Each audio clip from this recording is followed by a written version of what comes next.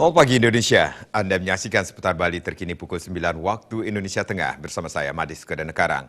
Pemirsa, tindakan kriminal di sektor pariwisata saat ini cukup tinggi. Sarana akomodasi seperti hotel telah melakukan pengamanan berstandar internasional untuk memberikan rasa aman kepada wisatawan. Meski demikian, desa adat khususnya Pecalang juga berperan penting untuk menjaga keamanan.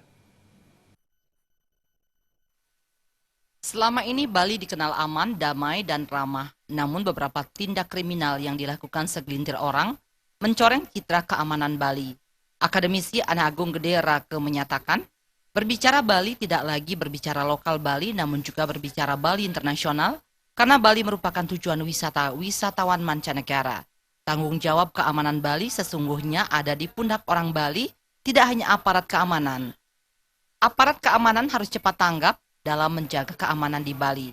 Bali minim sumber daya alam. Kekayaan Bali hanya keindahan alam dan keunikan budaya sehingga pariwisata Bali menjadi andalan utama. Kriminalitas yang menodai pariwisata di Bali cukup sering terjadi. Hal ini tentu akan merusak pariwisata di Bali untuk jangka panjang. Menjaga keamanan dan kenyamanan di Bali adalah tanggung jawab semua pihak. Peran Desa Pakraman juga sangat penting. Desa Pakraman bisa membuat peraturan untuk menyeleksi orang-orang yang memasuki wilayah Desa Pakraman bersangkutan.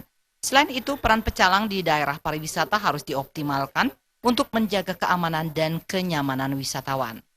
Peranan dalam hal ini pengamanan seluruh wilayahnya kan begitu ya. Tapi saya kira polisi kan tidak banyak kan. Memang di masing-masing desa ada bimas di sana, tetapi dia kan tidak bisa secara menyeluruh mengamankan kan. Nah, tapi paling tidak tentunya polisi juga harus saling berkoordinasi dengan desa adat dan demikian juga desa adat harus juga saling berkoordinasi dengan pihak keamanan.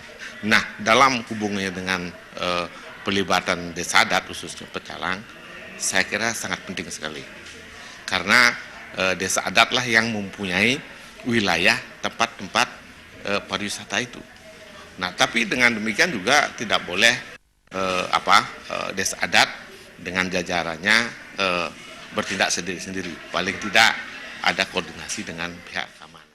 Pengamanan destinasi pariwisata hendaknya melibatkan TNI, kepolisian, pecalang, dan masyarakat. Harapannya, wisatawan merasa aman dan nyaman saat melakukan aktivitas di berbagai destinasi pariwisata di Bali. Agung Ria dan Saputra Bali TV. Bisa nantikan seputar Bali terkini 1 jam datang. Selamat pagi dan sampai jumpa.